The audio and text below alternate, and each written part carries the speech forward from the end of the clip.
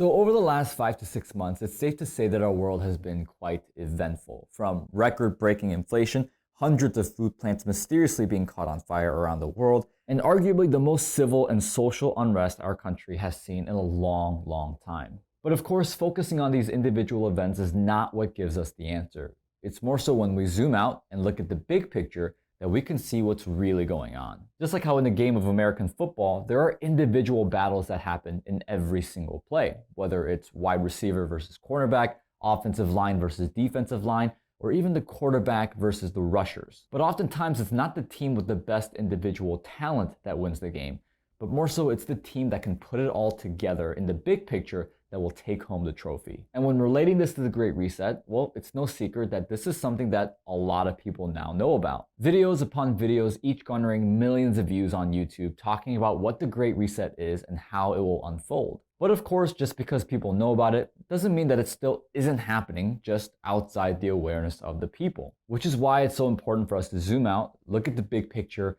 and pay attention to what's really happening. And boy, over the last 6 months, have there been a lot going on. That's why in this video, we'll be covering 3 of the most important events happening right now that I believe will make people beg for the Great Reset, let alone allow it to happen. So with that said, let's go ahead and begin with number 1, which is food plants around the world being destroyed. Now, recently, we uploaded a video titled Food Plants Set on Fire, Evil Plan or Coincidence, and if you haven't watched it, we'll put it in the end screen for you at the end of the video for you guys to check it out. But even within the 3 weeks it's been posted, there are now reportedly over 100 food plants that have allegedly been destroyed mysteriously. Now, whether you believe this is all premeditated or not, one has to start asking a lot of questions when considering what the World Economic Forum has been publicly pushing recently. You see, over the last few months, the WEF published a series of different articles related to food and its future, but there's one that stuck out to me the most, titled, "We Need to Redefine Our Relationship with Food.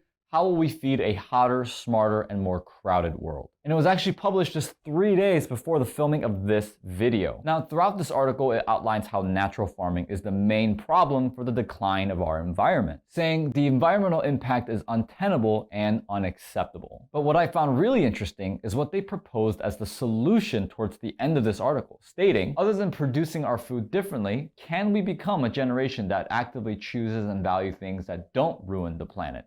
Can we provide better nutrition in the same deal? Develop a real taste, a preference really, for edible insects, seaweed, extinct cereals, and tubers, vertically farmed plants, and lab-grown meat.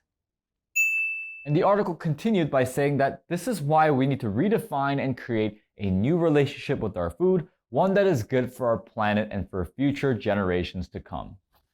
Sure. So it seems they're doing all of this for the sake of green energy and preserving the environment and not solving global food shortages. Because if they were, well, why would thousands of farmers right now, especially in Europe, be protesting to the point where they're blocking entrances to supermarkets and spreading cow crap everywhere they go? I mean, why not work with the farmers so that we don't end up eating crickets in the future? And to me, this is the problem that I see over and over again, whether it's food and farming, whether it's affordable housing, or even the medical industry. Global leaders, typically those labeled as progressive, never work with the industry experts that actually know what they're doing. They write policies, make decisions, and enforce their authorities in industries that they have no knowledge about. For example, as we've covered on this channel multiple times, every single time governments have tried solving affordable housing issues on their own accord, well, almost every single time they fell flat on their face, while in the meantime wasting billions of dollars worth of taxpayers' money. And it seems they're doing it again, but this time with food and farming. Or maybe, just maybe, it's so that they can control the entire global food production. Now, of course, the question is, do we want our future children eating chemically processed crickets made in a factory from robots?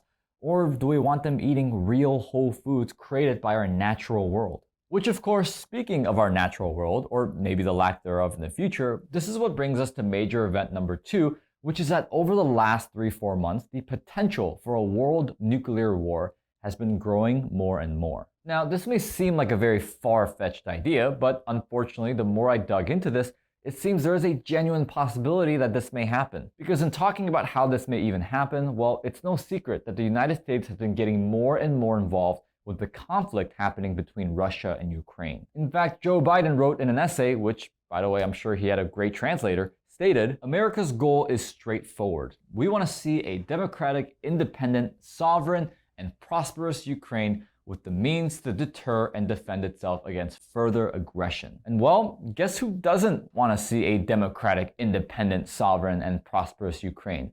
Yeah, this guy. In fact, his intentions are pretty clear. He wants to reunite the Soviet Union once again, and where even the smallest chance of a potential nuclear war comes in is how far he's willing to go to achieve that. Especially if you take the words of Vladimir Putin from a speech he conducted on February 27th of this year. Stated, "No matter who tries to stand in our way, they must know that Russia will respond immediately, and the consequences will be such as you have never seen in your entire history. If someone wants to interfere in the situation in Ukraine from the outside and creates an unacceptable threat of a strategic nature for Russia, the response will be lightning fast. Decisions on this matter have been made. Russia's response will be immediate and will lead you to consequences that you have never faced in your history. We are ready for any development of events, such as no one can boast of now. We will use them if necessary."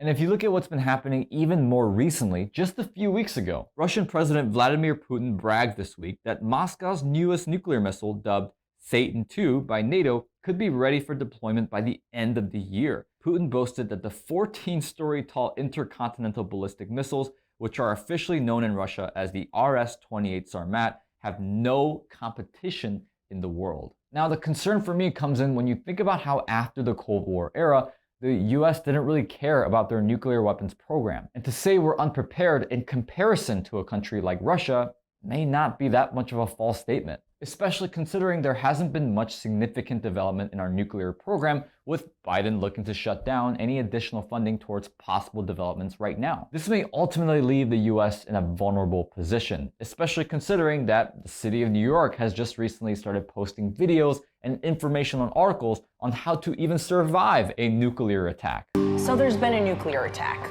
Don't ask me how or why, just know that the big one has hit. Now, the third and major final event is the current global collapse happening right now that may eventually lead to the Great Reset. Now, we've talked about before on this channel how major inflation will lead to economic turmoil, which could potentially open the door for a program like universal basic income to be integrated on a national level. In fact, just last week, CNBC published an article based on a survey that stated that 19% of people would think that universal basic income would alleviate work frustration. But of course, for those who've watched previous videos of ours, already know how much of a silly concept this is, considering the government is using the money they took from you to give it back to you while in the process obtaining more power and control over us, the hardworking Americans. But based on what's been happening to our country economically recently, there are significantly bigger fish to fry. For one, as many of you may know, the inflationary rate for our country rose to 9.1% for the last month of June,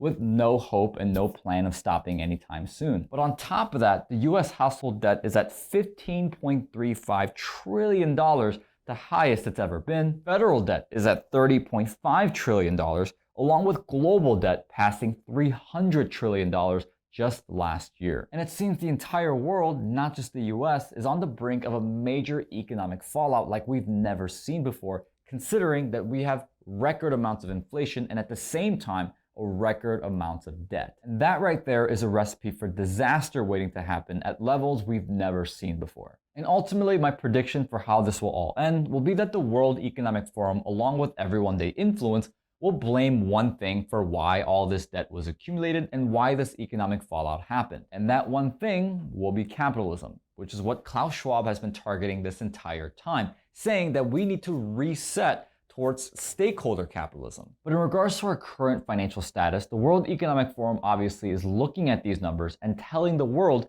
we need a reset. But in case you didn't know, here's what they believe the solution to be. Because in an article published by the World Economic Forum recently, they identified the solution, stating, as food and fuel prices soar, governments may need to give more grants to households in need for them to help them cover costs, particularly in low-income countries, the IMF says. But what most people don't realize is that this path has been traveled down before. You see, for over a decade after Hugo Chavez was brought into power in 1998, bringing with him the socialist regime, Venezuela experienced one of the worst economic downfalls in recent history. Because believe it or not, Venezuela at one point was one of the best economic performing countries in all of South America, with their main vehicle being oil, as oil made up 96% of their exports. But the problem was that Chavez, with his socialist background, poured hundreds of millions of dollars into different social programs such as free healthcare clinics and subsidized food stores for more than a decade. But when the Venezuelan oil production started to fade due to domestic protests and an eventual collapse in crude oil prices, Chavez started printing money in order to keep these social programs alive. And although these programs were good for votes and obtaining more voters, well, it eventually caused a major pain for the Venezuelan people economically, to the point where the 3-month annualized inflation rate for the year of 2018 was 1.2 million%, not 9.1% or even 20%, 1.2 million%. And unfortunately, that's what happens when you usher in a pro-socialist economic structure where you're constantly writing checks for different social programs. I mean, it sounds all warm and fuzzy, and you'll definitely get a lot of people to vote for you, but in the long run, it's just not sustainable. Now, don't get me wrong, I'm not saying programs like subsidized healthcare and housing are bad. All I'm saying is that there are smarter ways to do it using proven methods that abide by free market principles. But all in all, that's what seems to be the pattern throughout history, especially looking at case studies like Venezuela and many, many more, especially with global leaders who look to obtain more control. And the pattern typically goes, step 1, times are good and there's economic abundance.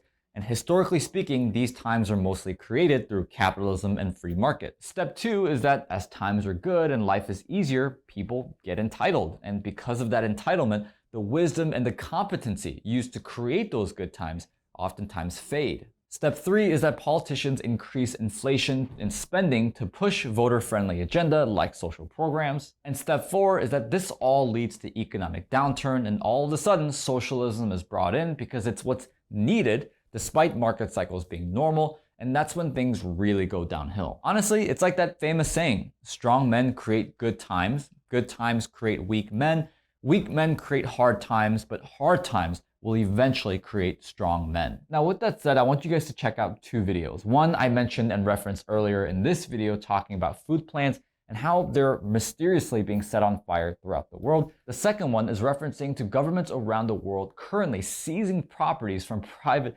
owners utilizing eminent domain. So if you guys want to check out those 2 videos, I highly recommend it because they're so closely tied to what we talked about today. But with that said, guys, let us know what you think about in the comment section below. I want to hear your thoughts. And of course, like this video, share this video with all your friends, because of course, the more we're all aware and the more we pay attention, the more we can stop this from happening. So with that said, guys, I'll see you in the next one.